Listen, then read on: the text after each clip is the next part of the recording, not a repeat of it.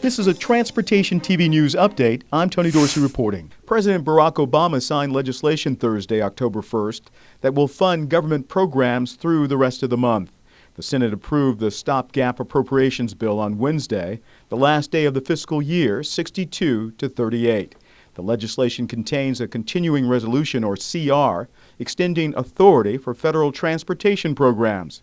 Approved by the House last week, the CR now gives Congress a month to either finish work on replacement of the 2005 Surface Transportation Authorization Law, known as Safety Lou, or extend the legislation. The extension was necessary, will continue to be necessary to sustain the highway and transit programs at the same funding level in fiscal year 10 that we enjoyed in fiscal year 9. That's the difference between what an extension can do and what the continuing resolution could do. So we still need to pass an extension.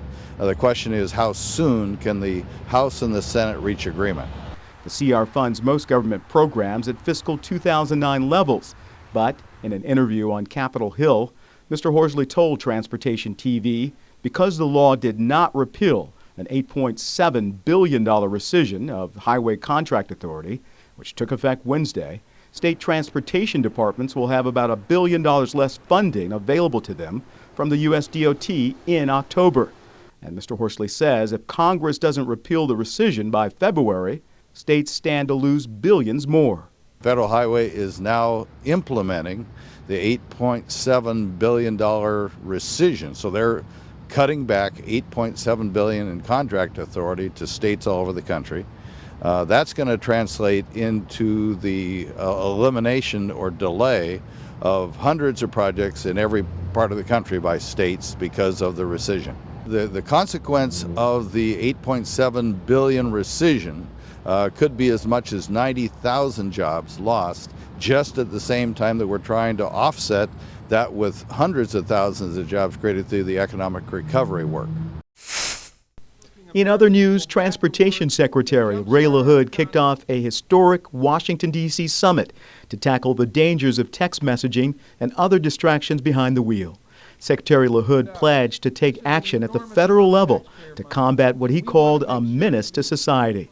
LaHood told the more than 200 attendees that every single time you take your eyes off the road or talk on the phone while you're driving, even for just a few seconds, you put your life in danger and you put others in danger too. This kind of behavior is irresponsible and the consequences are devastating.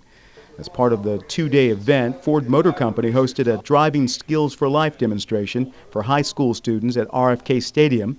According to the National Highway Traffic Safety Administration, auto accidents are the leading cause of death for teens in America, claiming nearly 5,000 lives each year. Teen texting and driving has become a major concern for many parents and public safety officials. We understand that most people learn how to obey the traffic signs and the laws of the road, but they don't know car control and car handling. So that's what we're hoping to give the kids a little insight to how to handle a car better. I think I'll do pretty well based on my previous driving experiences, but I'm not sure. The training program is designed to improve 4 key driving skills: hazard recognition, vehicle handling, and space and speed management. Go to the right. The test quickly determined how well teen drivers handled distracted driving. Okay, so it was a bit difficult with all the distractions. He made me hand him a water bottle. He turned my shift into neutral. I ran over a few cones, missed the stop sign. What we hope to accomplish today is just get a set of kids out on our training program here and teach them better car control.